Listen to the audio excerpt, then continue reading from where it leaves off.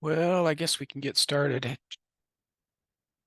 Um, Kate, how did your queen rearing go? It was a learning experience. Let's just put it that way. Was is I, that good or bad? well, I don't know. I haven't seen any of my new queens yet, so I can't confirm that was a success. But I did requeen about half my hives with the cells, and I was unsure when I got back in there. The cells themselves were 8 down, but I did have the cell protectors around them, so I'm not sure what happened there. Like they've tore down the cell?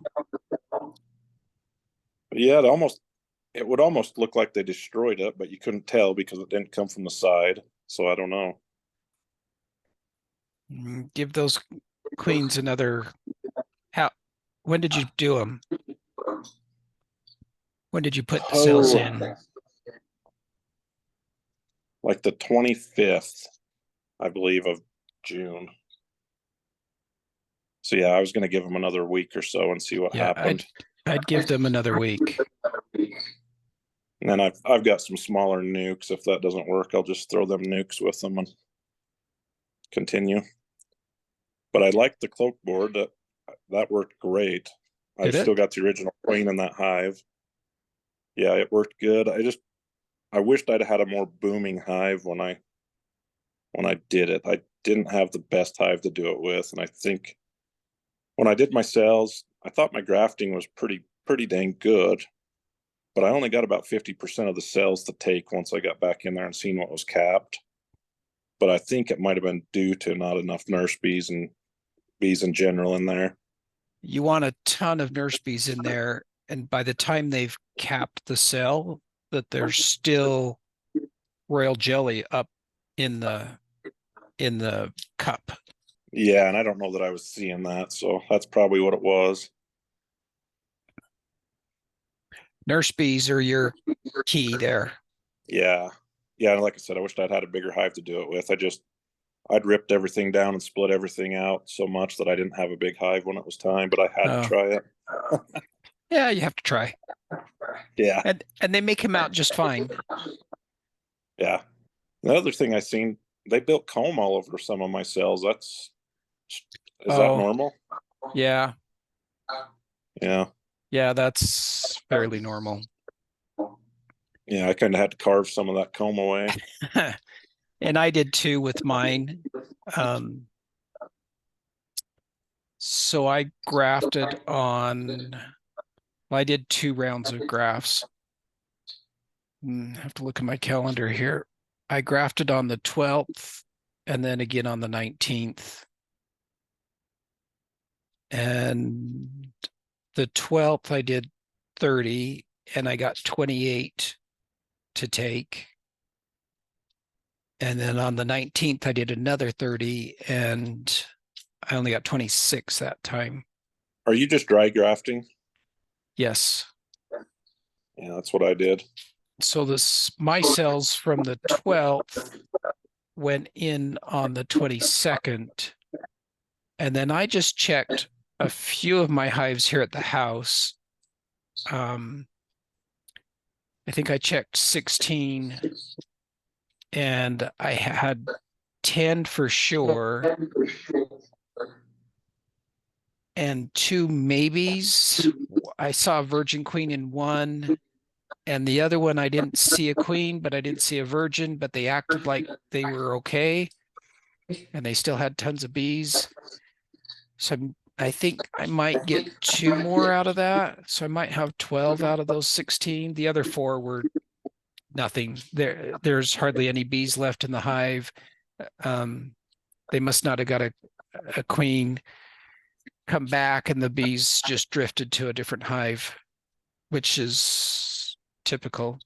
Yeah, I had one of those hives after they ripped down the cells. I was really unsure if maybe they'd just killed it. So I had kept one of the old original queens and I tried to introduce her into that hive and they killed her instantly. So they think they have a queen. They think they've got a queen then. Yeah. Yeah, they think they've got a queen. The one hive that I wasn't sure whether or not I couldn't see a queen, but I couldn't there was enough bees in there that there could have been a virgin running around, and I just missed her.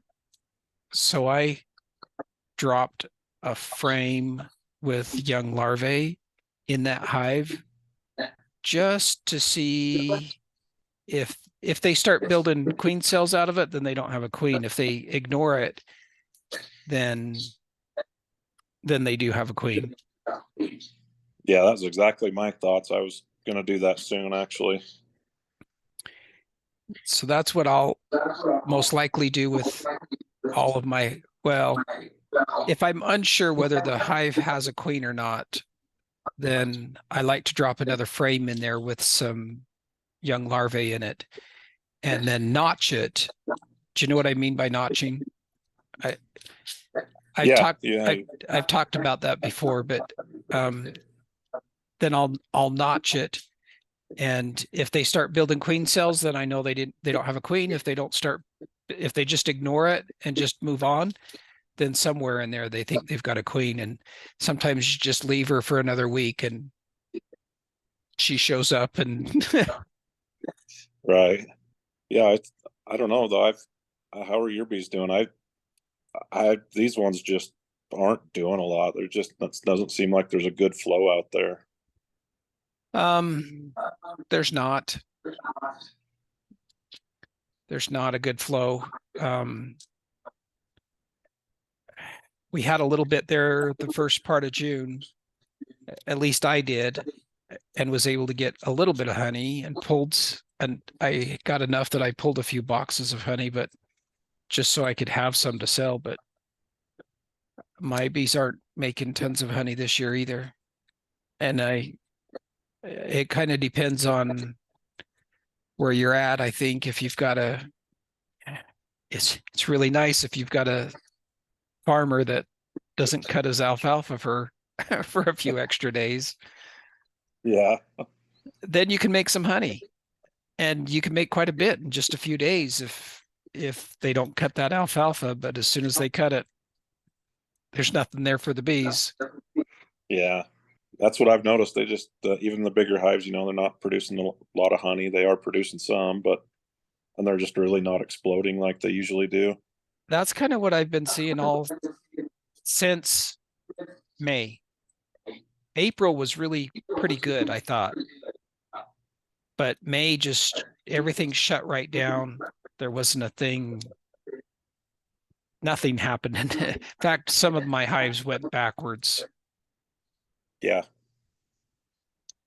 especially the smaller hives just seemed to struggle, and they were going backwards. So I was feeding, trying to keep them going in May, but May's weather felt like March and June's weather felt like July. So I don't know what July is going to be. yeah. I've already got some smaller hives that I was thinking was gonna, make it to where they were big enough for the winter, and I'm already considering throwing them with another hive just to make honey production better. Well, you've still got the rest of July. And I think, maybe this year will be a late year. I usually consider about mid-August, about the end of our honey flow. And then whatever is left, whatever does come in, I usually leave for them. I usually try to get them to backfill their boxes. And so we'll see. Yeah. Chase, you were working on a queen or something. Yeah, she did really good. I'm surprised. I saw that one photo you sent me. That's a nice brood pattern. Yeah, she's kicking butt for sure. Here, Kate, Chase sent me a picture. That's a pretty good brood pattern. If you're seeing that kind of a brood pattern, that queen's doing what she's supposed to be doing. Yeah, that's beautiful. That's a queen I'm gonna keep an eye on, and maybe graft off her the next go round. I wouldn't hesitate to graft off her at all, as long as everything else was good. I would be keeping an eye on that queen. Well, I was going to kind of talk about for first year beekeepers, where should your hive be at this stage? But both of you are way past that. So what I typically see next month, they're beekeepers, first year beekeepers looking at their hives thinking, man, they don't have enough honey for winter, because we're telling them they should have 60 pounds of honey for winter, and if they don't have that, then they start to panic, and August is getting too late to really do anything about it as far as if it's a queen issue. And that's kind of what I was going to talk about, was those queen issues. Sometimes we like to let them go and think the queen's just going to get better and it's going to be okay. She just needs time. And if she's an older queen, it doesn't get any better. And if she's had a bad brood pattern the whole time, it doesn't get any better. And you're far better off taking your loss now, or requeening now, really, is what I would be suggesting. You can still get queens now. Is requeen the hive now, hurry and get it requeened, and let that new queen start building up the hive a little bit. And then I'd be feeding them. I may feed some of my small nukes here in the next couple of weeks. I may be giving them some food just to get them going, because I started a whole bunch of nukes off these queens that I grafted. But the bigger hives, I'm not going to worry about them too much for at least another month. Come middle of August, after I pull my honey, then I'm going to start evaluating to decide if they've got enough honey, or if they may make enough honey between middle of August and middle of September. Usually once we get a hard frost, things are done. And that usually happens middle of September, end of September, the 20th, somewhere around there. We'll get a hard frost, and that usually shuts things down. Some things will continue to bloom after that, like rabbit brush, and you may still have some sunflowers blooming and a few things, and you still may get, again, that farmer that doesn't cut his alfalfa crop and still has that third crop of hay and he just lets it go. Then you can still bring in some honey, but usually by 1st of September, I'm kind of going, okay, if they don't have enough food, then I'm probably going to have to feed them a little bit to get them up to weight. Yeah. But if you've got a hive that's just kind of stagnant and it's not building up over the summer and it's just not really doing well, and the laying pattern's not great, requeen it now. If you're going to requeen it, if you still want to try and get the hive through, requeen it now. Hurry and get a queen and requeen it. Because she's not going to get any better. Yeah. And it may be because of nutrition that she's not performing like she needs to. They may just not be bringing in enough nutrition to let her really perform. But if her laying pattern's not that great, I'd requeen it now. And I've pretty well gone through all of my hives. In fact, everyone I got looking, every one of my hives will have a brand new queen this year. I won't have any leftover queens from prior years. All green queens, huh? They'll all be green. So do you guys have any problems with whenever you mark bees balling them, not recognizing the scent from the paint? So after you mark one, if they act like they don't like the queen anymore. Yeah. I've never noticed it. They will sometimes try and pick that paint off her and groom it off of her. But usually once it dries, I don't have any issue. What kind of markers are you using?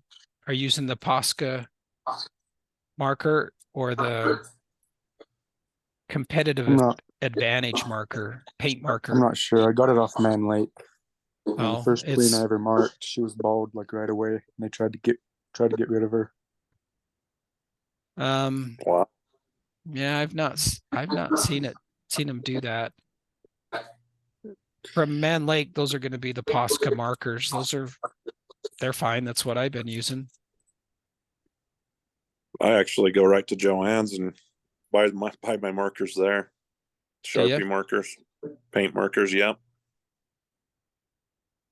As long as they're the paint marker non-toxic, I don't know that it matters. Yep. I've never had a problem with it. In fact, earlier this spring, I had one I needed to mark, and I didn't have my marking cage, so I actually marked her right on the frame, and they didn't bother her a bit. I need to get so I can pick her up and mark her barehanded. I can pick her up okay by the wings, but I have a hard time getting her to hold still, getting her held just right without feeling like I'm gonna squish her. Yeah, scares me to death. Yeah, it still does me too. So I usually pick her up and drop her in the marking cage and close the door and then mark her and then just let her out. Yeah. I don't mind picking them up by the wings. I just can't get them transferred to my other hand to where I can hold her and then mark her. I guess I need to practice some more on drones. Yeah. That queen that they balled on, Chase, did they leave her alone eventually? No, I had to pull her for 3 days, let them eat their way through, and then she was fine. Wow. Yeah, I've not had a problem after I mark her. Had she been laying very long? Was she a new queen or an older queen?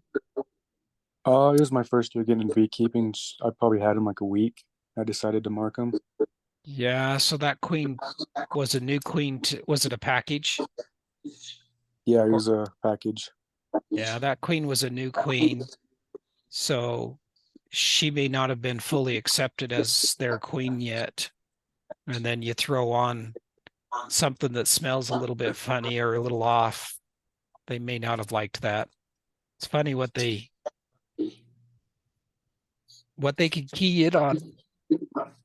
But scent is big in their world. I mean, they've got like 100 and some odd olfactory sensors between on their feet and their antenna. They have a whole bunch of olfactory sensors that gives them an idea of what of different smells.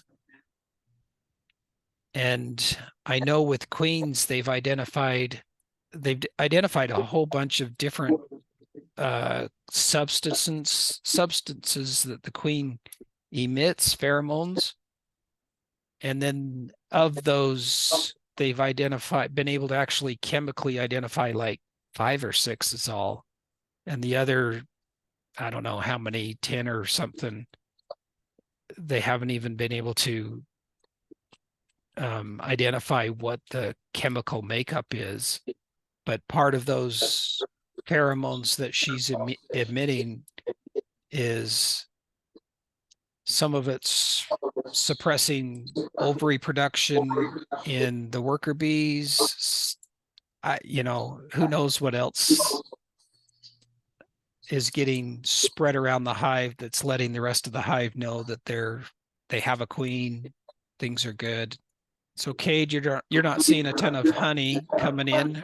You think you're going to get any this year? Oh, I'm going to get some just on the bigger hives. There's just some of the ones I thought would produce. I don't think they're going to this year, but that's fine as long as I can get them to winter. I noticed when after I started raising my own queens, it took a couple of years of just picking from the best queens from the best hives and grafting off of those, and then again the next year, and then again in the next year.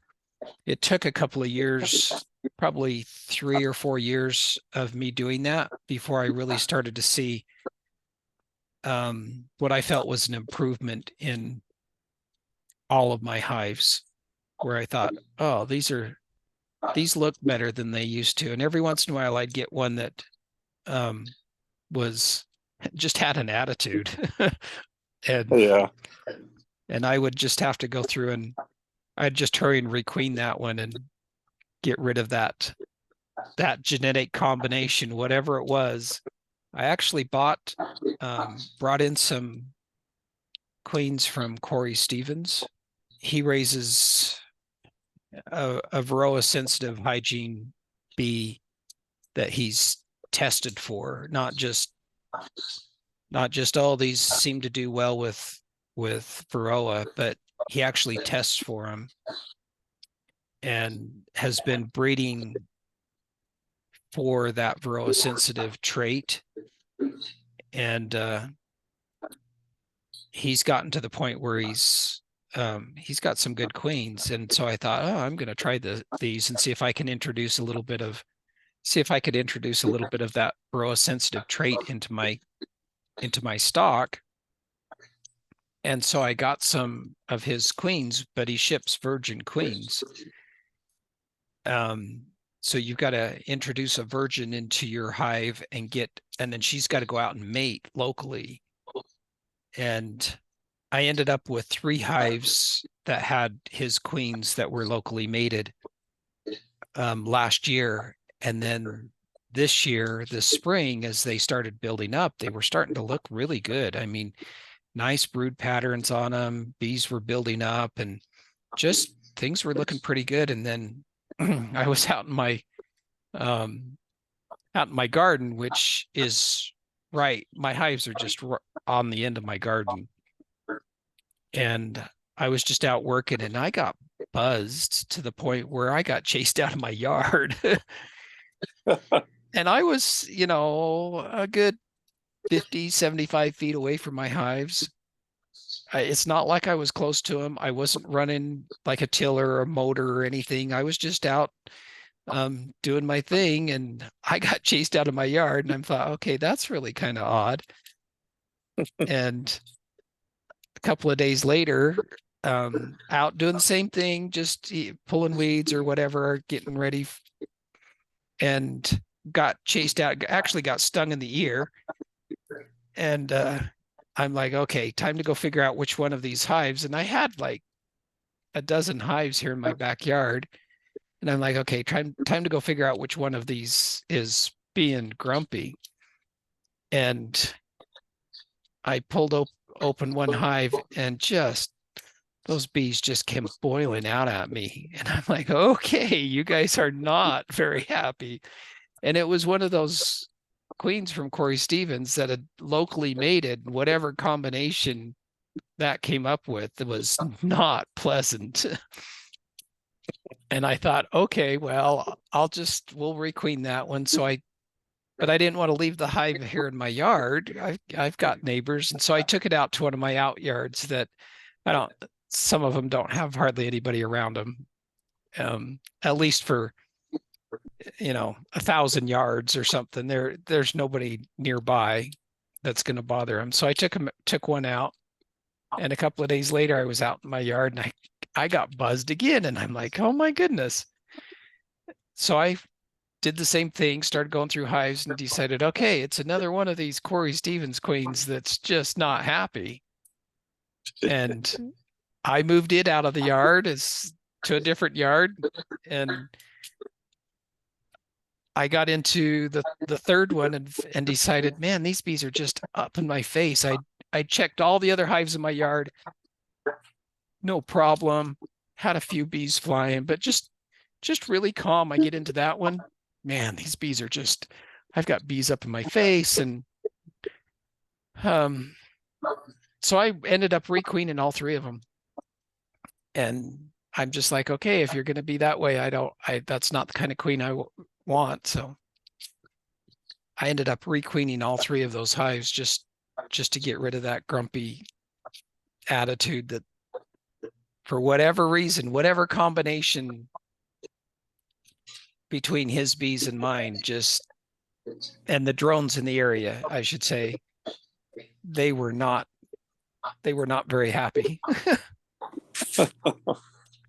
Did you ever notice a difference in your mite counts with them? Well, I put him in, I got him late. I kind of got him midsummer, just about this time last year.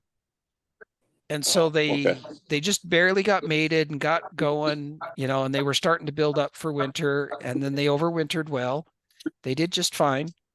And they come out of winter looking really pretty good. And brood patterns looked good. I was thinking, man, I may graft off of these hives, and yeah, no, they were not what I wanted to graft off at all. So I just requeened them. Hey, have you got any queens that you want to sell? Do I have any queens that I want to sell? Yeah. No, I've just requeened almost all of my hives. Okay. And they're in the process of, I've just starting to check to see if I've got queens. My second round of grafts, I'm probably going to leave another week before I check them. The first round I've started to check, but will you sell some out of that second round then? You might persuade me to release a couple of them, but because I've got a hive that's just like that one of yours. Only mine, they'll chase me 50 or 100 foot. They don't just get on me at the hive. They come out, they stay, they're persistent boogers. Do you have a hive that's not that way that you like? Not where these are at, no. They're in Duchesne. I've got bees in La Pointe, and I've got some here in Vernal, but because what I'd do is, and you've still got time to do it. I would grab a frame with some larvae on it, notch that frame where the larvae's at. You've heard me talk about notching. Yeah, I'm not. I've seen it done, but I haven't never done it. And then I would just go to that grumpy hive, and I'd pinch the queen, and I'd drop that frame in, and then I'd watch it for the first.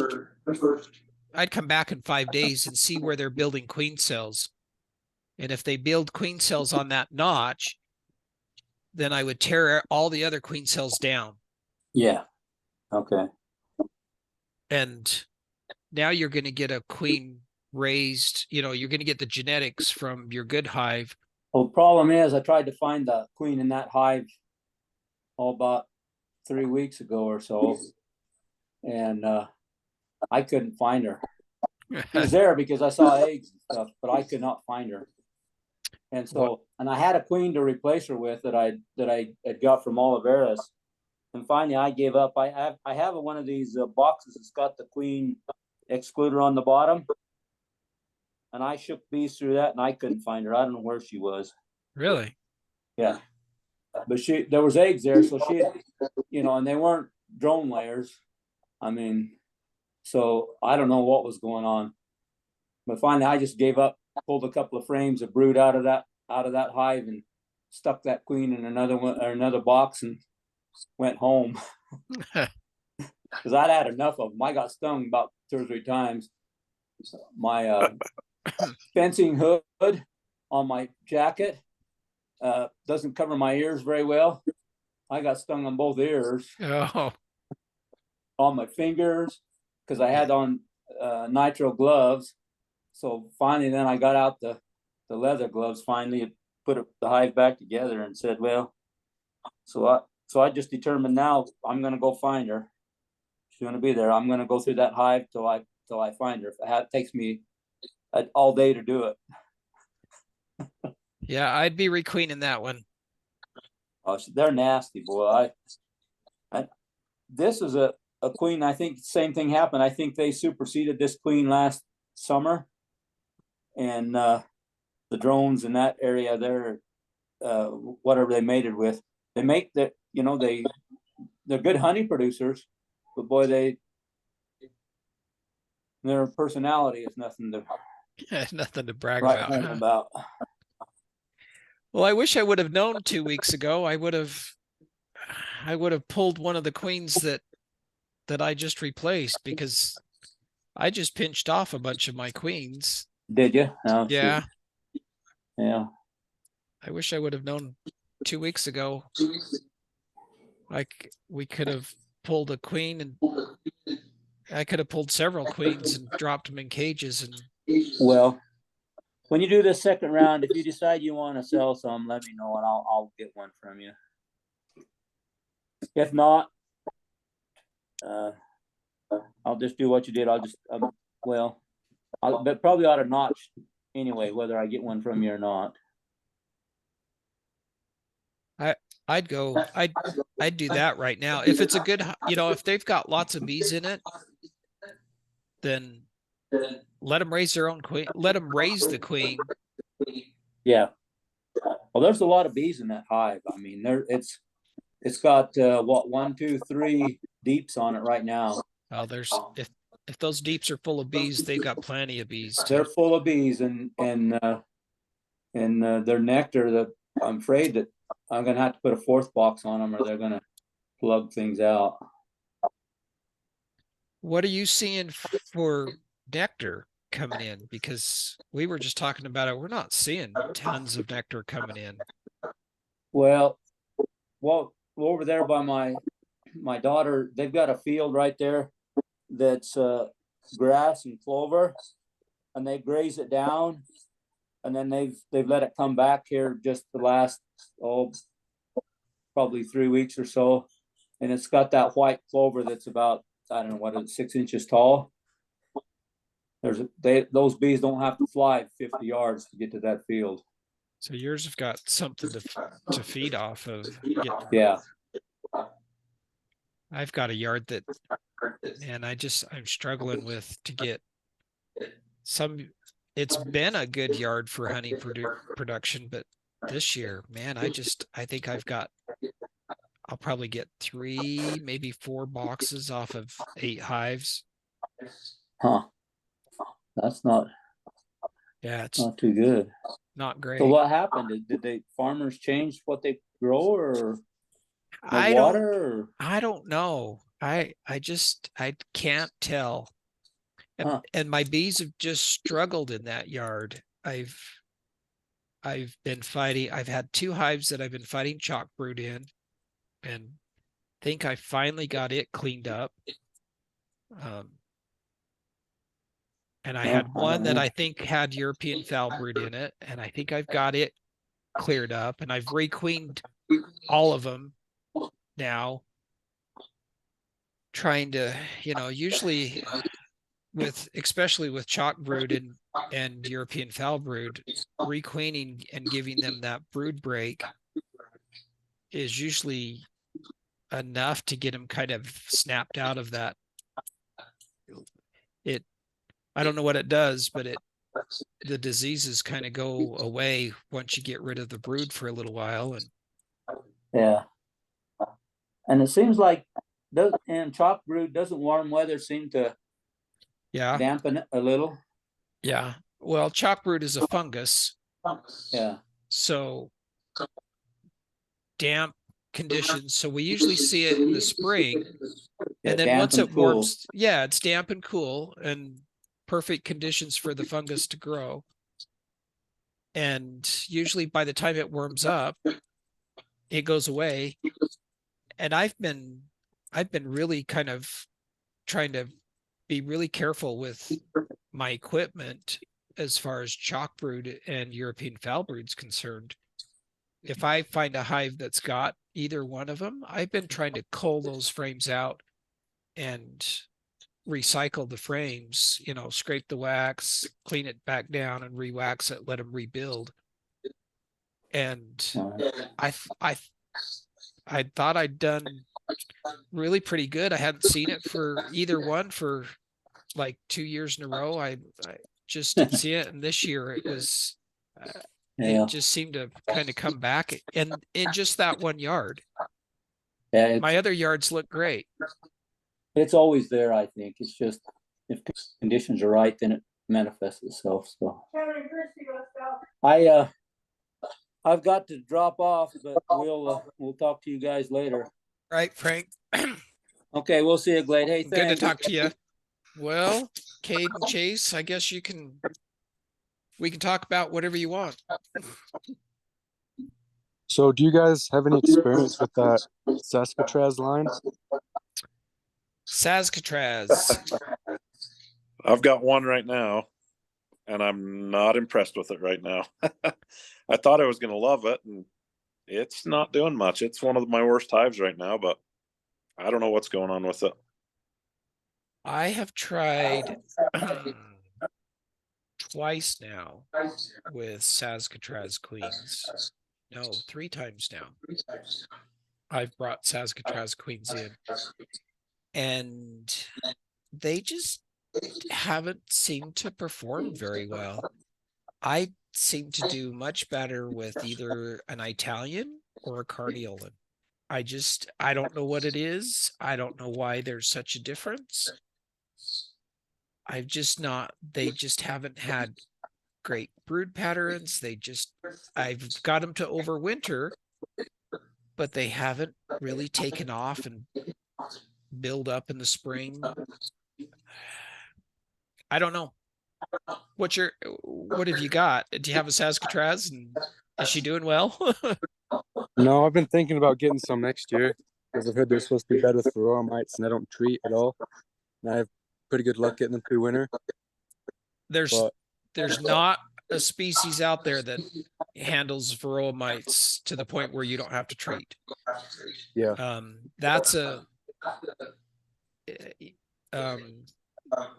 The Russians are supposed to be even better at dealing with varroa mites, but even the Russians, you'll still have to treat. You may get away with, if you're looking for a bee that's handles the mites better, I would be looking for a VSH queen.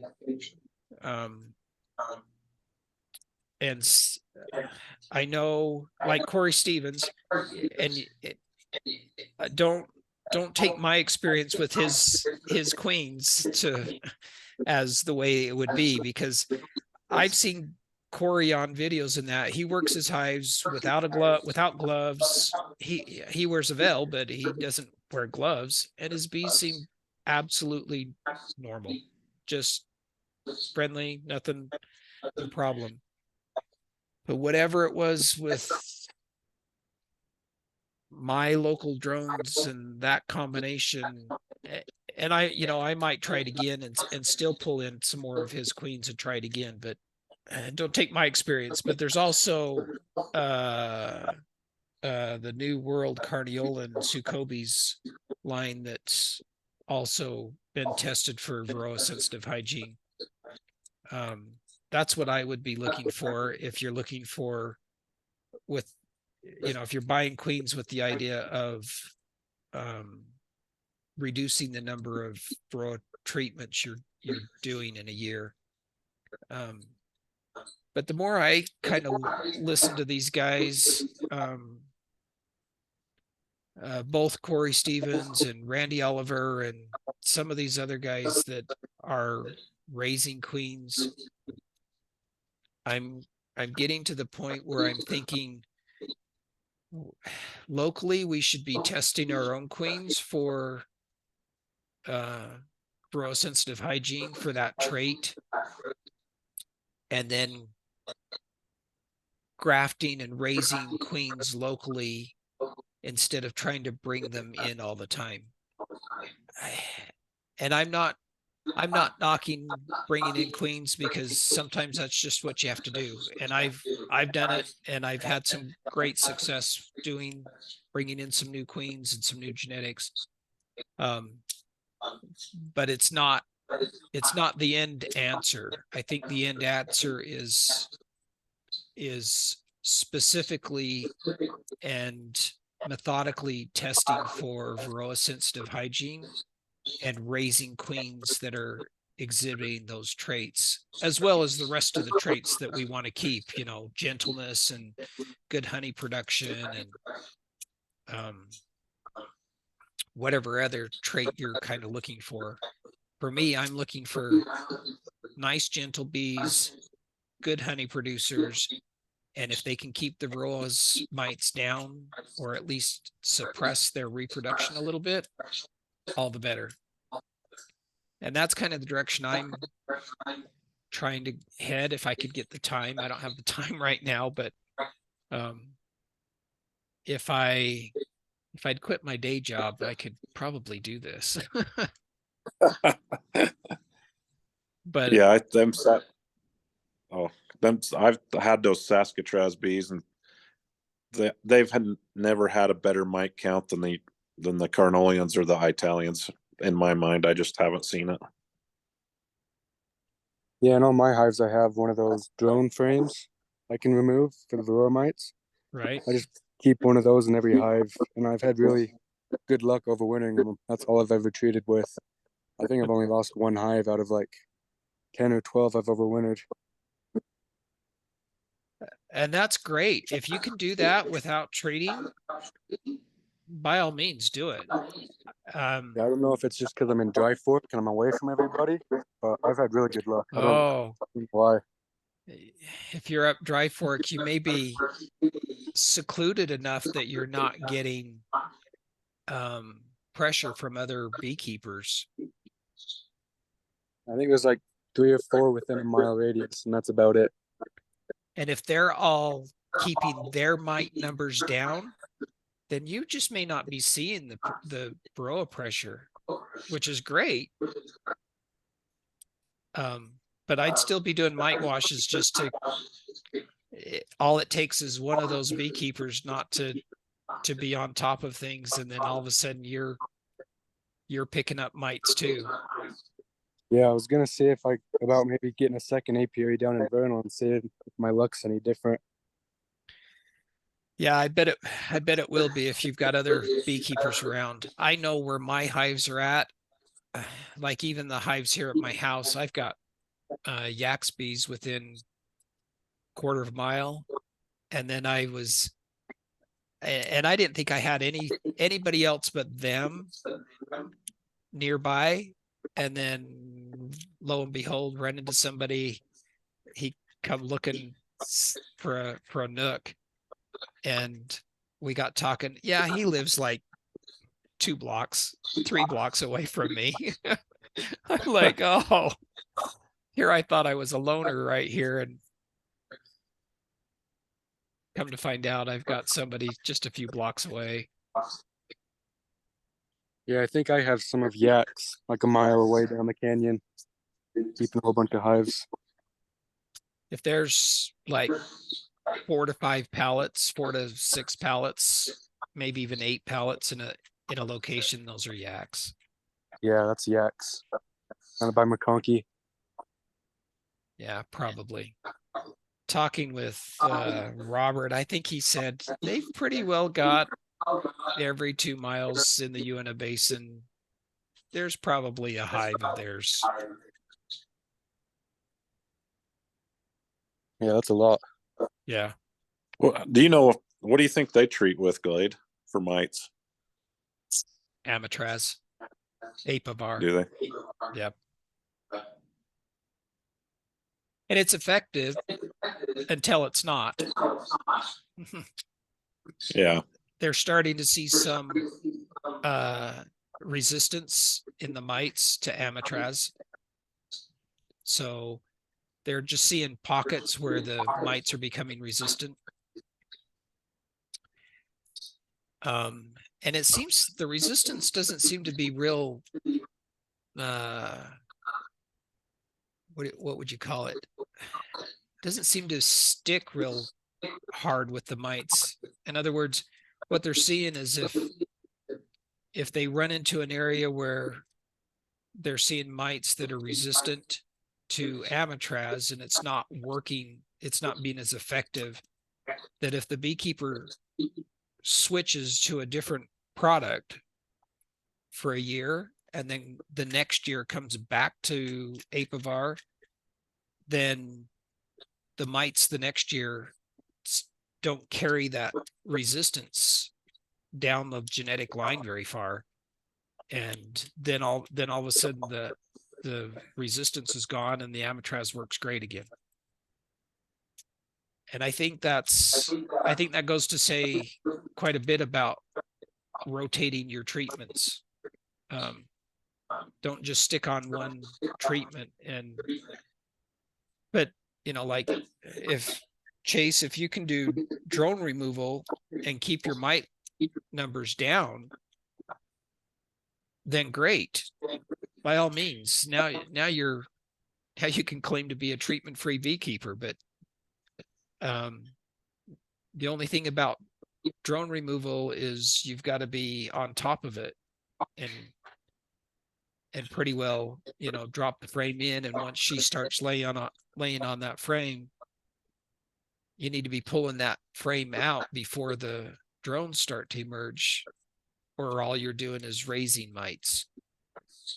But if you can pull it out on day 21, or put it in and 3 weeks later you're pulling it back out, man, if it's working, great. I couldn't do that because I couldn't be, my schedule doesn't allow me to be that consistent with being able to drop it in and then pull it out at the right time. I'd miss it by a week or something. And then I'd just all those drones would emerge with the mites, and now I'm just raising mites. Isn't a drone comb like capped for 2 weeks until it emerges? Well, you're 24 days for a drone. So yeah, 24 days for them to emerge, but I think they're capped for like 2 weeks. Like I 12 think days, you have 12 like days to 2 weeks. You're probably pretty close there.